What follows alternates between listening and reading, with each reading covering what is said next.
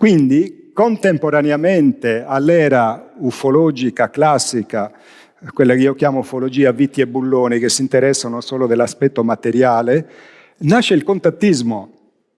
Quindi gli extraterrestri incominciano non solo a contattare i militari, come Eisenhower, ma dicono, visto che il potere ci vede come nemici perché non vogliono scendere dalla loro poltrona privilegiata, parliamo col popolo, vediamo l'umanità come si muove, quindi nasce il contattismo.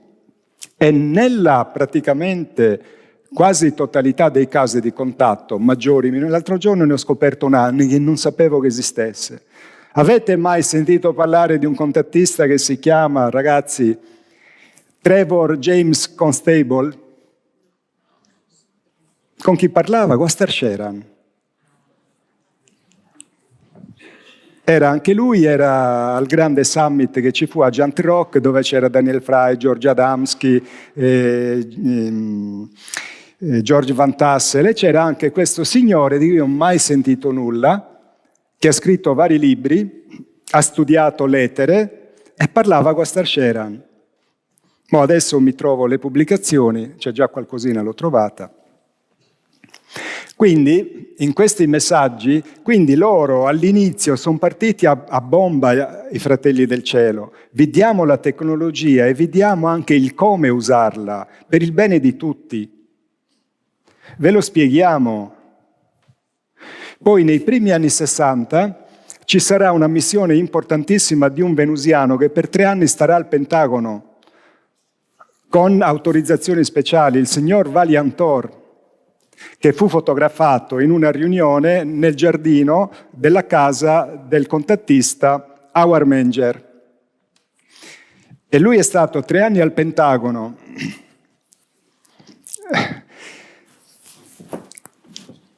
Siccome lui si smaterializzava, non riuscivano dice alla fine, vabbè, ti diamo una stanza, stai lì, puoi venire, parli col presidente, parli con quello. Dice Valiantor, dice, questi qui non riescono a rinunciare ai loro protocolli. Lui si poteva smaterializzare, gli hanno messo 2 guardie davanti alla porta. A volte lui si smaterializzava dalla stanza e poi arrivava e le guardie dicevano, ma non eri dentro? No. E dice, lascia passare, sì. E lui gli faceva vedere la mano, non c'aveva niente, però entrava nella testa delle guardie e gli faceva vedere che c'aveva il lascia passare. Cioè si divertiva così. Parlò con Bob Kennedy pochi giorni prima che lo ammazzassero e gli disse, Bob, hanno già ucciso tuo fratello, non candidarti a presidente, perché ti ammazzeranno. Non ha dato retta a Bob Kennedy e lo hanno fatto fuori. Valiantor gli disse, tra 4 anni, fallo tra 4 anni, non adesso, non è il momento. Invece voleva vendicare il fratello Bob Kennedy. Quindi nasce il contattismo. George Adamski, Howard Menger, Eugenio Siragusa, nasce in quegli anni lì.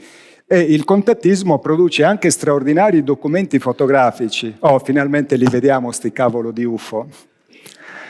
Però, siccome di immagini di UFO ne abbiamo viste tante, è molto più intrigante la storia che stare lì e lo spettacolino dell'UFO. Però, qualche UFO, questa è la bellissima foto scattata a Monte Palomar, dove c'è il famoso telescopio americano, all'epoca perlomeno era uno dei più importanti, foto del 13 dicembre 1952, altra foto bellissima che fa parte di una serie, un'astronave madre nello spazio, da cui escono i dischi volanti, che all'inizio sono masse di energia e poi pian piano si materializzano nella nostra dimensione e prendono la classica forma del disco volante. Foto che Adamski, come faceva a fotografare roba nello spazio, lui aveva fatto sta roba qui, vedete? Aveva un piccolo telescopio, relativamente piccolo, e praticamente aveva smontato la lente della macchina fotografica e come lente usava l'obiettivo del telescopio.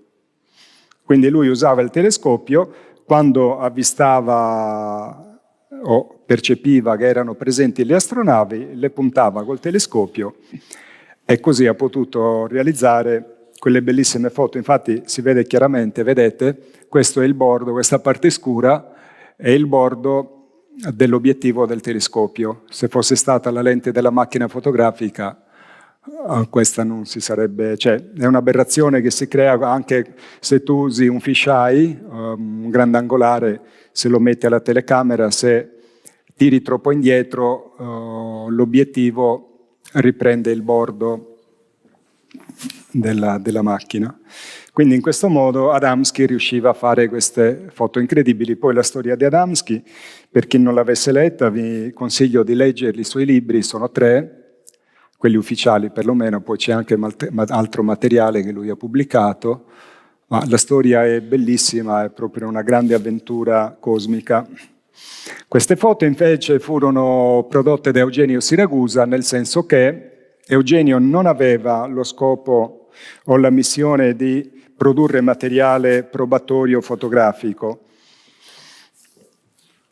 Lui doveva passare al mondo l'altissima teologia degli esseri di luce, quindi della triade solare, cherubini, serafini e troni.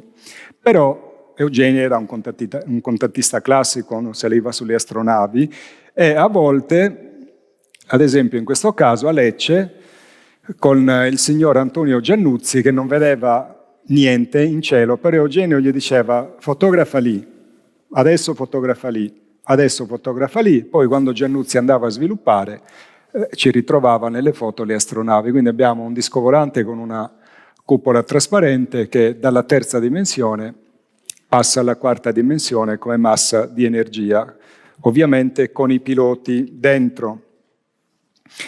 L'unica foto che Eugenio Siragusa ha scattato è il documento più importante di tutta la storia dell'umanità, che è questo qui. La foto di un essere solare di nome Adoniesis, un essere che per noi a tutti gli effetti rappresenta la divinità. Quindi la divinità nell'epoca della rivelazione, agli inizi dell'era cosmica, decide di rivelarsi al mondo attraverso un documento fotografico. È un essere androgino, questo è l'occhio femminile dell'amore, quindi è maschio e femmina allo stesso tempo, e questo è l'occhio maschile della giustizia. È un essere di pura luce, di pura energia, è radiante, è stato scattato, secondo quanto ha detto Eugenio ovviamente, nel marzo del 1972 a Catania, in via Monserrato, presso il giardino esterno a una chiesa, con una macchina fotografica reflex della Minolta. Questo è il documento più importante di tutta la storia dell'umanità. Se il padre Abramo avesse avuto la reflex della Minolta, quando i 3 esseri, Dio, Signore e Dio, lo vanno a trovare nel suo accampamento vicino al fiume Chebar, avrebbe fotografato uno dei 3, che era questo qui, questo signore qui.